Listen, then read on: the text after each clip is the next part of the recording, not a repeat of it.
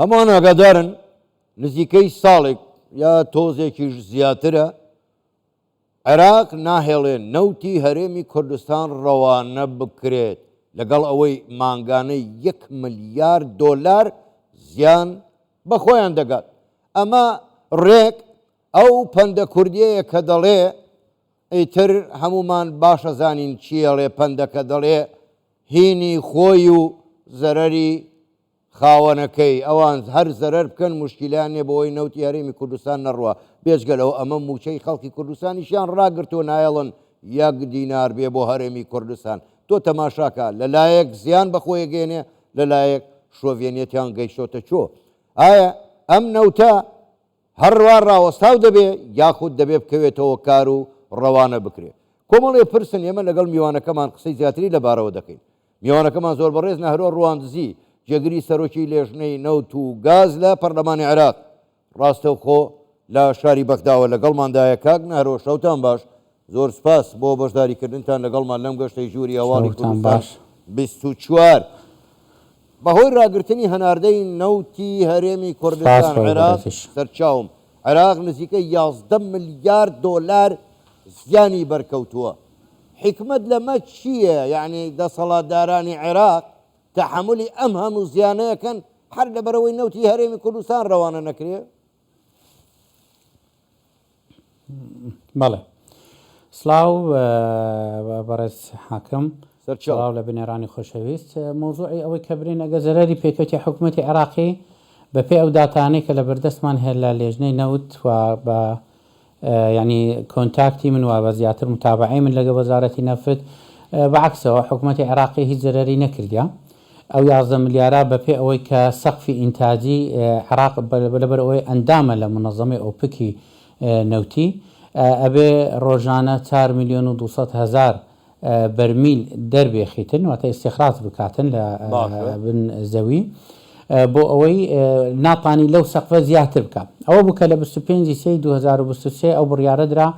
کە عێراق بە پێی بودجەی مادەی یەکی پێی مودە مادەیە کە ئەبێتن عێراق داهاتەکەی ئیراداتەکانی کە بودجە لەسەری کاری لەسەرکردێ دەرێ ڕۆژانە ئەبێت 3 ملیۆن و 500,000 هەناردە بکاتن بۆ دەرێ لە زمانی ئەو 500,000 400,000 بەرمیلی نەوتی هەرێمی کوردستانە بۆ ئەوە کە بودجەکە لەسەر ئەو ئەساسە دادەنرێتن. بەڵام پاش ئەوەی کە بڕیاری دادگای پاریس کە ئەو کێشەی بینی تورکیا و بینی عێراق ئەمە ڕاوەستە لە دواییدا بڕیاری دادگای ئیتیحادی کەوا ئەبێ نەفتی هەرێمی کوردستانی وەختێ نەوتی عێراق هەمووی لە ڕێگەی سۆمۆ هەناردە بکرێتن واتە بفرۆشێتن ئەم نەفتەی هەرێمی کوردستان ڕاوەستا کە زەرەری ئەساسی بە هەرێمی کوردستان کرد. ئەمە پلانێکە لەلایەن چەندین لایەنی سیاسی لە عێراق کاوا ئەیانەوێت زەرەر بە هەرێمی کوردستان بگەینن کەچی وەکو پارە وەکو داهاتی عێراق هیچ کێشیانە لەبەر ئەوەی بەپێی تەقریری بەپێی راپۆرتی 2023 یا ملیارە و 200 ملیۆن بەرمیل لە خلالی 2023 هەناردە کرایە. واتە ئەم بابەتەی ئەم 400,000 لە هەرێمی کوردستان ڕاگیرە ئەوانە زیاد ئینتاجیان زیاد کرد لە مەناتقی وستا و جنوبی ئەمانە تەعویزی ئەو زەرەرەیان کردەوە واتە تەنانەت هەرێمی کوردستان ئەم زەرەرەی پێگەیشتە و لە هەمان کاتە ئەو پارەی کە پێشتر دەهاتە ئەو 400,000 دەهاتە ناو بانقەکانی حکوومەتی هەرێمی کوردستان و لە بەپێی بودجەی ئیتیحادی سرف دەکە پاشان مقاسە دەکرێتن لەگە حکوومەتی ئیتیحادی ئێستا ئەم پارەیە سویتە ناو خەزینەتی حکوومەتی عێراقی حکوومەتی ئیتیحادی لە هەمان کاتدا بودجەش ڕاوەستی و تەمویلکردنیش و بودجەشان لەسەر ئێمە ڕاگرتیا کەواتە ئەمانە پلانێک هەیە بەڕاستی ئەوەی کە ئەمە دەبین بەپێی ئەو داتانە هەیە پلانێک هەیە لەسەر حکوومەتی هەرێم سەبارەت بە ئەوی لە قەوارەی هەرێم کەسی ئێمە باشە زانین هەرێم بەپێ مادە 117 دەستوری عێراقی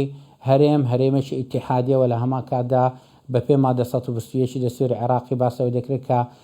هەرێمی کوردستان مافی هەیە ممارسەی سەلاحاتی تەنفیذی و تەشریعی و قەضایی بکاتن لە بابەتە ئەوەی ئێمە دەبینین ئەمە پلانێکە و هیچکە نیە. زۆر باشە کاک نەهرۆ ئێوە ئاماژەتان بە خاڵێکی یەکجار گرنگدا کەواتە ئەقلیەتە شۆڤێنیە دەسەڵاتدارەکەی کە ئێستا حکومڕانە لە عێراق تەنها بۆ دژایەتی خەڵکی کوردستان بۆ دژایەتیکردنی کورد پێشێلی مادە دەستوریەکانیش دەکا نەوتەکەشی ڕاگرتووە یعنی بە کورت و کرمانجیەکەی خۆمان هەمان ئەوەی سەدام حوسێن و حیزبی بەعز بەرامبەر بە کوردی کرد ئەمان ئێستا هەمان شت دووبارەکەنەوە ناهێڵن نەوتەکە بڕوا و موچەی خەڵکی کوردستانیشیان بڕیوە. بەڵێ ئەم بابەتە دیارە ئەوەی کە باسم کرد تەنانەت یعنی ئەمە نامانەوێت ئیتیهام بکەین حکوومەتی ئیتیحادی بەڵام بعضێک جیهات هەیە بعدێک ئەحزاب هەیە لە ناو ئەو حکوومەتە کار لەوەی دەکەن لە قوارەی هەرێمی کوردستان دەن بە هەموو شێوەیەک ئەمە پلانێکە و هەیە و ئێمە یعنی مەفروزە ناوماڵی کوردی ئاگداری ئەو بابەتەی بن و بە یەک ڕێزی مواجهەیە ئەم پلانە بکەن کە لە هەرێمی کوردستان کە هەرێمی کوردستان بە خەباتی چەندین ساڵە و سەدان هزار شەهیدمان هەیە لە بابەتە ئەمە ئەبێ ماڵی کوردی لە زد ئەم بابەتە ڕاوبەسینەوە بیپلانیان هەبیتن بۆ ئەوکو بتوانن بەرەنگاربوونەوە ئەو بڕیارانە بدەینەوە بەڕاستی ئەمن لە هەما کاتدا ئەمن وەکو خۆم داوایەکەم ڕەفعکردە لە محکەمەی ئیتیحادی بۆ ئەوەی بۆ بنێران و بۆ هاوڵاتیانی هەرێمی کوردستان بزان تا حدێک ئەم فەرق و جوایزیە هەیە بۆ نمونان بابەتی نفتی سپی و گاز و بنزین من کە داوام ڕەفعکردە سوێکی مانجێ ئینشاڵڵا محکەمەی ئیتیحادی دیسان جەلسەی دووەمە باس لەوەی دەکاتن کە نەوت بۆ هاوڵاتیانی عێراقی لە ناو بنزینخانەکان بە 150 دینارە بۆ لێک لتر کەچی بۆ هاوڵاتیانی هەرێمی کوردستان لە مەسفایەکانە پاشان بابەتی گواستنەوەی دێتە سەرێ بۆ دوو بەرامبەرە ئەگاتە 310 دینار بۆ یەک لتر یان 150 بۆ هاوڵاتیانی پارێزگاکانی حکوومەتی ئیتیحادی و 310 بۆ هاوڵاتیانی هەرێمی کوردستان ئەمە باسم کرد وتم ینی بەڕوبەڕوو لەگە محکەمە باسەوەی دەکرد کە هەرێمی کوردستان پاش ئەوەی ئەو مینەتەی دیت لە بەردەستی حکوومەتی ڕژێمی بەعز کە بە تەمیزی بینی هاوڵاتیان کە بە کیمیاوی کە بە ئەنفال بە هەموو شێوەکەوە لێکرد بە حساری اقتصادی ئێمە بگەینە ئەو وەزعی ئەنگۆش ئەو غەدرەمان لەکەن ئەوە قابلی قبولکردن نییە ئێمە ئینشاڵڵا بزانین چ دەبیتن لە ڕێگەی قیادەمان ئینشاڵڵا ئەوەی ئەوان ئەمر پێ بکەن ئێمە زۆر باشە کاکنەرۆ دەستی خۆش بێ داوا تۆمار کردووە دژی حکوومەتی عێراق لە دادگای فێدرالی بەڵام خۆشت باشەی زانی بینەرانی باشەی زانن خەڵکی کوردستانیش باشەی زانن ئەم دادگای بەناو فیدرالیە ڕێک محکەمەی سەورەیە هیچ ئومێدێکی تایە تۆ ئەگەر داواکەش بەریتەوە هیچ ئومێدێکی تایە ئەم دادگای بەناو فیدرالیە فەرقی بینی کورد و عەرەب نەکا. بەڵێ حاکمە من ئەمە ینی شتێک باز بکەم محکەمەی ئیتیحادی اعتیماد لەسەر ئەو ڕاستە ئەبێ لە چارچێوەی دەستور کار بکاتن بەڵە هەمان کاتدا تەضلیلێک واتە ینی شاراوەیەک هەیە لەلایەن بەعضێک ئەشخاص لە حکوومەتی ئیتیحاد تەضلیلی ئەو ڕاستیانە دەکاتن بەرامبەر محکەمەی ئیتیحادی بۆ ئەوەی ئەوانش بەم شێوازە بڕن و لە هەمان کاتدا من ینی بازار زۆر باسەوەی دەکەم ئەبێ ئەو دفعاتانی ئێمە لە ناو محکەمەی ئیتیحادی کە ئێمە دیفاعلەکەن ئەبێتن لە سەبنەمایەکی علمیانە بیتن و بە پێی ئەو داتایانی کە هەیە ئەوەی کە من دیتم زۆر زارکە ینی جوابەکانی ئێمە لە محکەمەی ئیتیحادی بە پێی ئەو داتایانە نییە کە مەفروزە لە بەردەستیان بیتن کاری پێ بکەن لە هەمان کاتدا ئێمە ئەرێن ئەبێ محکەمەی ئیتیحادی ساردەورەی دەستوری عێراقی نێتە دەرێ بەڵام بەداخەوە ئەوەی ئێستا بینین زۆر ئەوش وەکو پێم گوتی لەوانێ بەعزێک جیهاتە کە بیتن لە دوایان بابەتە زۆر باشە کاک نەهرۆ زۆر قسە لەسەر دەرکردنی یاسای نەوت و گاز دەکرێت وای لێگەدەنەوە ئەڵێن ئەگەر یاسای نەوت و گاز دەرچێ عێراق دەبێتە شامی شەریف کە ئێستا شام خۆشی شەریف نییە گەرنتی چییە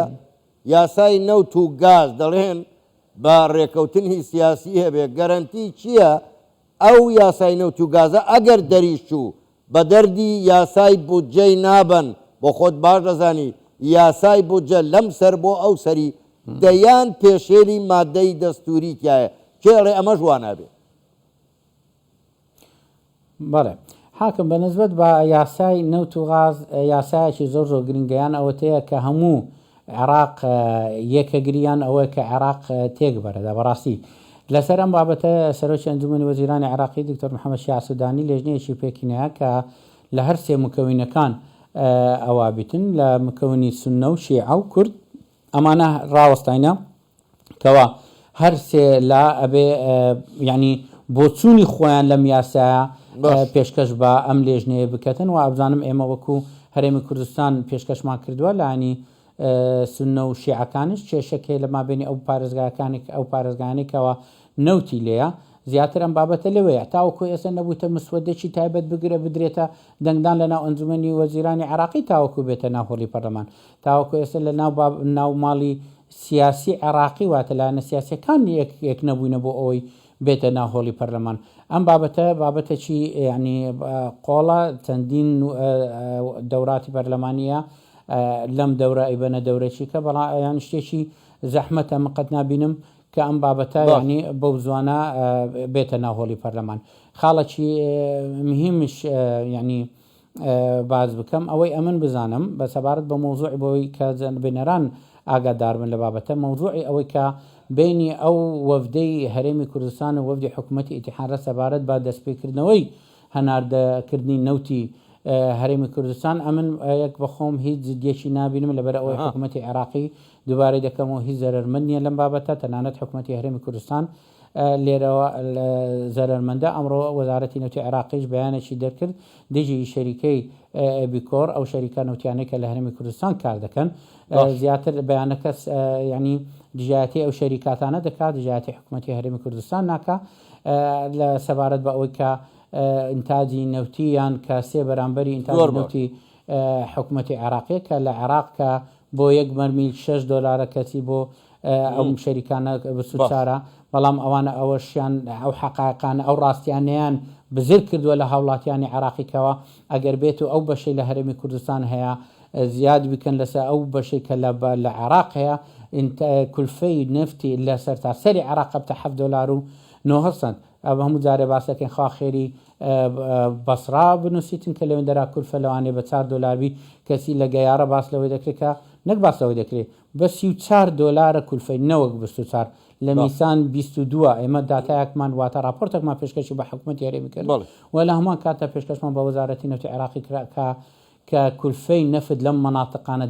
جگە لە هەرێمی کوردستان ئەگاتە سەری $22 ئەی بۆ ئەم بابەتە لەسەر هەرێمەکەنە زۆر